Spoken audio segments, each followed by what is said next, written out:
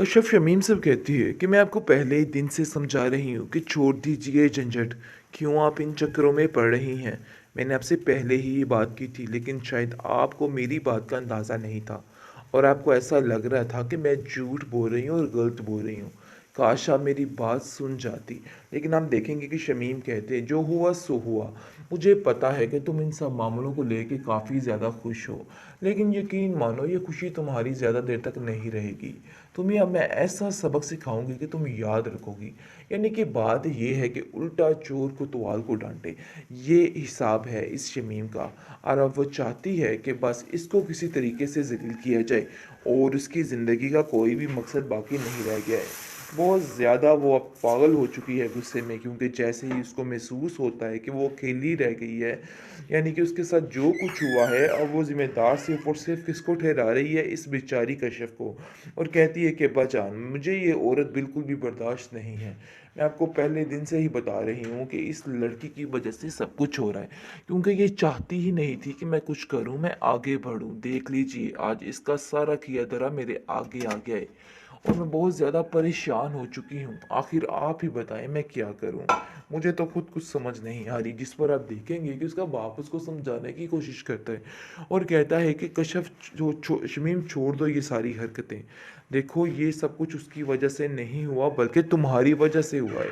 लेकिन शमीम कहाँ सुनने वाली किसी की बात नहीं मान रही और कहती है कि नहीं, मुझे सब पता है कि ये क्यों हुआ है और किसकी चाल थी, लेकिन मैं मज़ीद इस टॉपिक पे बहस नहीं करना चाहती।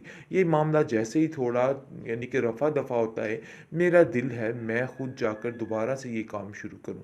जिस पर उसका बाप उसको मना करता है और कश्यप भी उसको मना करती है, लेकिन इसके बावजूद वो किसी की एक नहीं सुनती। अब्दुल बारी भी उसको मना करता है। दूसरी तरफ शमीम कहती है, तुम तो चुप ही कर जो, क्योंकि तुम्हें कुछ बोलने का फ़ायदा नहीं है। तुम हमेशा से यही चाहती थी और यही हुआ। मुझे तो ऐसा लगता है कि तुमने जानबूझकर ये सारी गेम रचाई है ताकि तुम मुझे नीचा दिखा सको। जिस पर कश्यप कहती है कि आपके साथ बहस करने का कोई भी फ़ायदा नहीं है। मैं जानती हूँ कि बिल्कुल बेफजूल है। जिस पर सुलेखा भी समझाती है कि देखो कश्यप, तुम्हें कोई भी ज़रूरत नहीं है उन लोगों के बेफजूल बात करने की। मैं जान चुकी हूँ कि शमीम ने भाईजान को भी अपने साथ शामिल कर लिया हुआ है और वो पूरी पूरी उसी की ज़ुबान बोलते हैं, इसलिए कुछ भी बात करने का उनसे कोई फ़ायदा नहीं है। वैसे भी तुम्हारे बाप ने साफ साफ बात कर दी है कि अब कोई भी किसी किस्म की बात ना की जाए, यानी कि अब तुम्हारे साथ मामले ठीक होंगे।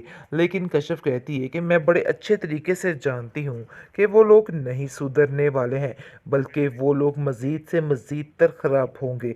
आप नहीं जानती कि अब शमीम बाजी करके माहौल का क्या हश्र करेंगी। ऐसा ही होता है। अब उनके पीछे हाथ धो के पड़ चुकी है और उनको कहती है कि आप दोनों यहाँ से निकल जाएं, क्योंकि जहाँ पर मेरी मर्ज़ी कोई नहीं चल सकती, वहाँ मैं किसी को नहीं रहने दूंगी। लेकिन जी साफ बात है, सायरा दूसरी तरफ काफ़ी परेशान है और बार बार यही सोच रही है कि रज़ा अपनी ज़िंदगी में कितना खुश है। लेकिन सब उसको समझाने में लगे हुए हैं कि तुम्हें परेशान नहीं होना, वो लोग ऐसे नहीं थे जिनके साथ गुजारा होता, इसलिए जो होता है अच्छे के लिए होता है। बहुत जल्द शुमैला भी वहाँ से फ़रार होने वाली है, क्योंकि वो भी इन जैसे लोगों में हरगिज़ नहीं रह सकती, क्योंकि कुछ ही दिनों में आरफा इसको सेट कर देगी। फिर इसका ना तो यहाँ का कोई सिस्टम रहेगा और ना वहाँ का सिस्टम रहेगा। फाइनली शमीम का डॉक्टरी का भूत तो उतर चुका है, क्योंकि अब उसको समझ आ चुकी है कि वो कुछ भी नहीं है। खैर जी, अब देखेंगे कि अपनी करतूतों से अभी भी ये मैडम बाज नहीं आ रही। अभी भी हुक्मरानी पे हुक्मरानी है। यानी कि बजाय इसके कि वो शर्मिंदा हो कि वो कहाँ से होके आई है, लेकिन फिर भी उसको रत्ती भर किसी चीज़ का असर नहीं है। अभी भी वैसे ही दंदनाती फिर रही है, हर जगह पे हर एक को जलील करने के लिए।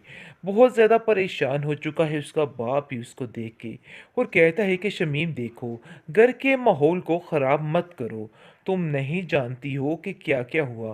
भाई अब्दुल बारी ने अपनी पूरी कोशिश की है, लेकिन अगर उससे काम नहीं हो पाया तो इसमें किसी की क्या गलती। जिसको सुनकर वो कहती है कि अब्बा जान बस ही कर दीजिए, आप नहीं जानते हैं कि इसने ये जानबूझकर सारा नाटक किया है। 1 मिनट में अगर ये कॉल करता चचा जान को तो उसी वक़्त काम हो जाना था। आगे से अब्दुल बारी कहता है कि बस कर दीजिए बाजी, बस कर दीजिए।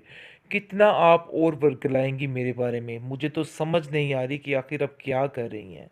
मैंने किसी से कोई बात की ही नहीं, हालाँकि वहाँ पे फ़ोन आया था, मैंने अपनी यानी कि कश्यप का फ़ोन भी काट दिया था। आगे से अब्बाजान कहते हैं कि मुझे पूरा यकीन है ऐसा ही हुआ है, तुम क्यों बिला वजह शक कर रही हो। आगे से शमीम कहती है कि बस बात तो ये तय है कि अब इन लोगों का फैसला कीजिए और यहाँ से इनको चलता कर दीजिए, क्योंकि मुझे नहीं लगता कि इन लोगों का यहाँ पे रहना बनता है। दूसरी तरफ कश्यप कहती है कि भाई देखिए, आपको मैंने पहले ही कहा था कि अगर आप ये काम करेंगी तो बुरे तरीके से फंस जाएंगी, लेकिन आपने मेरी एक नहीं सुनी, बल्कि आप अपनी ही मर्ज़ी करती चली गई। आपको मैंने बारहा समझाया, लेकिन आपको मेरी बात की बिल्कुल समझ नहीं आई। मैंने आपको पहले भी बताया था कि ये काम बहुत रिस्की है। दूसरी तरफ शमीम कहती है तुम तो चुप ही कर जाओ, क्योंकि तुम्हें कुछ बोलने का फ़ायदा नहीं है। तुम हमेशा से यही चाहती थी और यही हुआ। मुझे तो ऐसा लगता है कि तुमने जानबूझकर ये सारी गेम रचाई है ताकि तुम मुझे नीचा दिखा सको। जिस पर कश्यप कहती है कि आपके साथ बहस करने का कोई भी फ़ायदा नहीं है। मैं जानती हूँ कि बिल्कुल बेफजूल है। जिस पर सुलेखा भी समझाती है कि देखो कश्यप, तुम्हें कोई भी ज़रूरत नहीं है उन लोगों के बेफजूल बात करने की। मैं जान चुकी हूँ कि शमीम ने भाईजान को भी अपने साथ शामिल कर लिया हुआ है और वो पूरी पूरी उसी की ज़ुबान बोलते हैं, इसलिए कुछ भी बात करने का उनसे कोई फ़ायदा नहीं है। वैसे भी तुम्हारे बाप ने साफ साफ बात कर दी है कि अब कोई भी किसी किस्म की बात ना की जाए, यानी कि अब तुम्हारे साथ मामले ठीक होंगे। लेकिन कश्यप कहती है कि मैं बड़े अच्छे तरीके से जानती हूँ कि वो लोग नहीं सुधरने वाले हैं, बल्कि वो लोग मज़ीद से मज़ीद तर ख़राब होंगे। आप नहीं जानती कि अब शमी बाजी करके माहौल का क्या हश्र करेंगी। ऐसा ही होता है। अब उनके पीछे हाथ धो के पड़ चुकी है और उनको कहती है कि आप दोनों यहाँ से निकल जाएं, क्योंकि जहाँ पर मेरी मर्ज़ी कोई नहीं चल सकती वहाँ मैं किसी को नहीं रहने दूंगी। लेकिन जी साफ बात है, सायरा दूसरी तरफ काफ़ी परेशान है और बार बार यही सोच रही है कि रज़ा अपनी ज़िंदगी में कितना खुश है, लेकिन सब उसको समझाने में लगे हुए हैं कि तुम्हें परेशान नहीं होना।